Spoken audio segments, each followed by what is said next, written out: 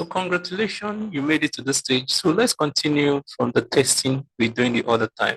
So we're trying to fetch out this. This was where we left. We're trying to fetch out this. And right here with the comma actually means and. And if you remember in our basic JavaScript class, we made it to understand that and means that both of them must be true for you to be able to print it out.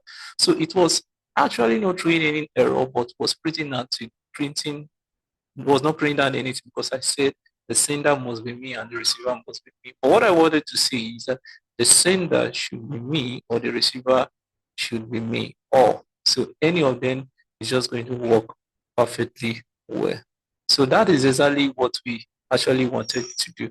So instead of that, we're going to be using the or keyword for that.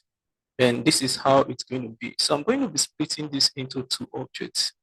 So we'll split this one into one object, then we'll split this one into another object, right? So they are going to be two objects separately. So now, right here, we're going to put everything here inside an array. So I'm going to be putting that inside an array. But before then, I'll put these curly braces before the array. So I'm just going to say, put in the or keyword. I'll say or, sorry. This is how you place in the or keyword. So this is the or keyword. So I'm just saying or any of these query that I want to make, that I want to put inside an array. So I'm putting them inside an array. Those two queries that I actually want to make, they're going to be inside this array. So we're using that, we're saying or any of this. So we paste all those stuff that we just copied in. So that is all we needed to do. So we're saying that any of this, it either is doing this, right? This is the first array, or it's doing this. And whatever the result it's just going to populate it and print it out quickly. And that is exactly what we want to carry out. So if we save this, we're just going to get exactly what we are looking for the other time. So don't forget the structure. It's going to be in a curly braces, then we'll put whatever that we want to try in an array, right? So that is all. We are saying we're trying any of this for the array, and boom, it's just going to print that out for us. So let's try it now. Let's go back to our code, save this. It has been saved. So fingers crossed. Let's just wait for it to connect to the database before we try that. Okay. So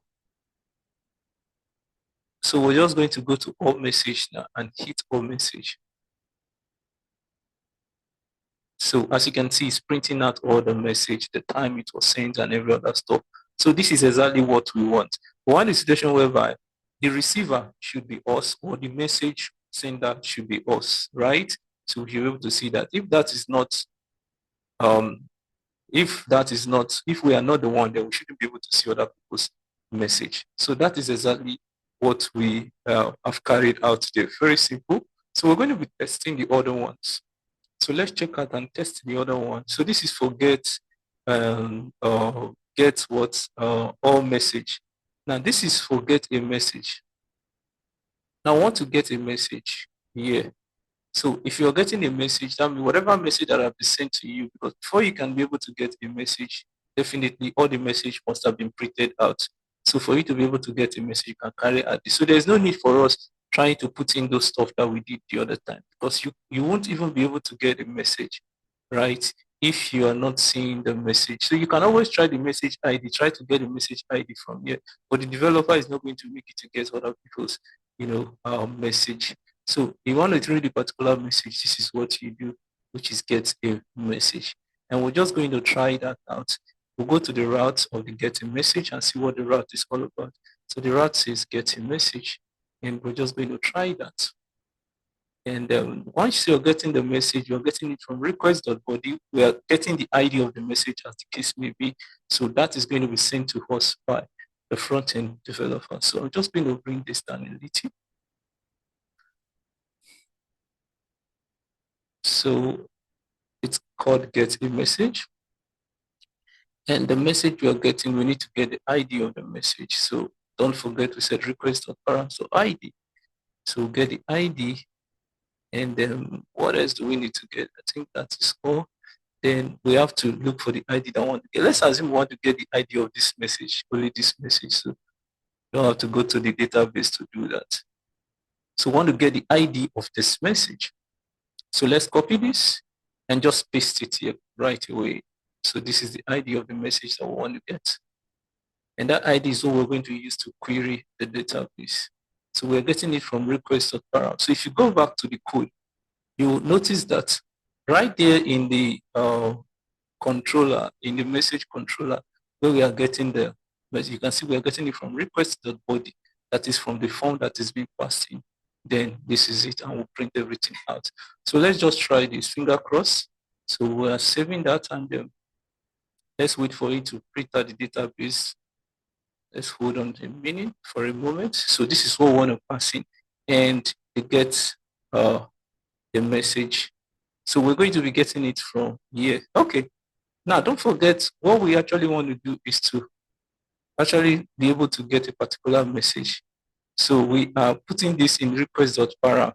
So let's try to do that. So here we go. We'll check out this. We'll find out that we just got a particular message. That's the message ID that we placed in there. So this is it. We are getting this message ID. Very simple. And that is it. So you can read a particular message and you know who sends the message and every other thing you needed to know about the message. And that is it. Okay, so we've done that. We can also test for the other one. And guess what? And what is that? I think that is for the edit message, right? So we get all message, then we edit message. So when we edit message, what we are actually editing in the message is just the message itself. So as you can see, the message itself. So the edit message. So let's try and see for the edit message. So once it tries this, let's see, we should be sending something to the front end after trying this so that we can get something from the front end. And the front end developer should be able to know that this thing actually went well. So we say rest.json. So we're sending it to the front end. So what we're sending to the front end is just a message to see that the message edited. Message edited. So that's what we're sending to the front end developer. So, and what else do we want to do? I think that's okay for now. So let's save that and go try that out. So let's check out that route to edit a message. So edit message, that's the route, this route. And it goes straight to edit message. So let's come in here. So we want to edit message. So we'll put this here. And then what we're trying to do is a put, right? So we are putting a put. Definitely, as I said before now, you want to try to edit message. So we're going to make it in such a way that you cannot edit a message that you did not send. Is that okay? Not a message that was sent to you. So it should be a message that you sent. So we're going to do a little bit of touch, a little bit of editing here. So we want a situation whereby you don't have the ability to be able to, you want to have the ability to be able to edit only the message you sent. Is that okay? Not the one you receive. So you know what that is just going to do? We're just going to add that to the condition here. So we said find by ID and edit. So if we're finding by ID and edit, okay, I think, okay, we are finding that same stuff by ID and edit. Very good. And I think this is not our job. We can actually do this, but it's not our job. The front-end developer is just going to, you know, he's just going to uh, disable the button to edit if you're not the one who sent the message. So he's going to do that from the front end. So all we just have to provide is this. So let's not go too far.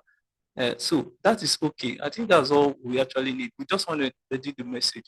So if the message, let's go here to this place now. So this is going to be, it has a message ID. So let's assume this is the message you want to edit. So the message ID is coming, then the message itself. So the message itself. So what is the message? The message is this is new message. So we've just changed the content of the message. As you can see, what you have here was trust you are fine. But let's just do that quickly and change that. So let's run this and see what we'll get. So sorry, it's a puts method, puts, not a post, because we want to edit. Okay. So here we go. You can see message edited. Now the message has been edited, right? If we go back to the database and check some of the message that was sent, we go to message, we try to refresh this message. We'll see one of the message has been edited, as the case may be. So, okay, trust you're fine, not edited at all. I think we are still having the same stuff here. It is not edited. If I try to print out all the messages, let me try to print out all message or that same message with the ID. We had a message then with the ID. Okay, let me try to print out all message. Get all message. I think it's called get all message. This is it.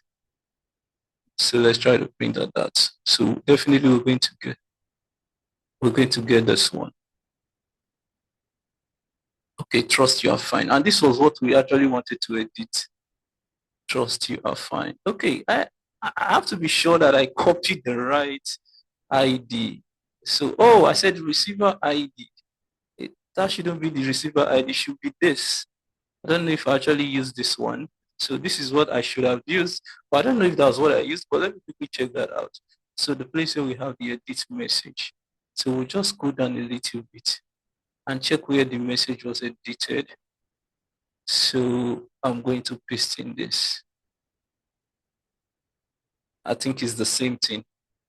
So, and the message I want to edit is this. So the ID is this. So I'm just going to quickly cross-check this and see what the case is.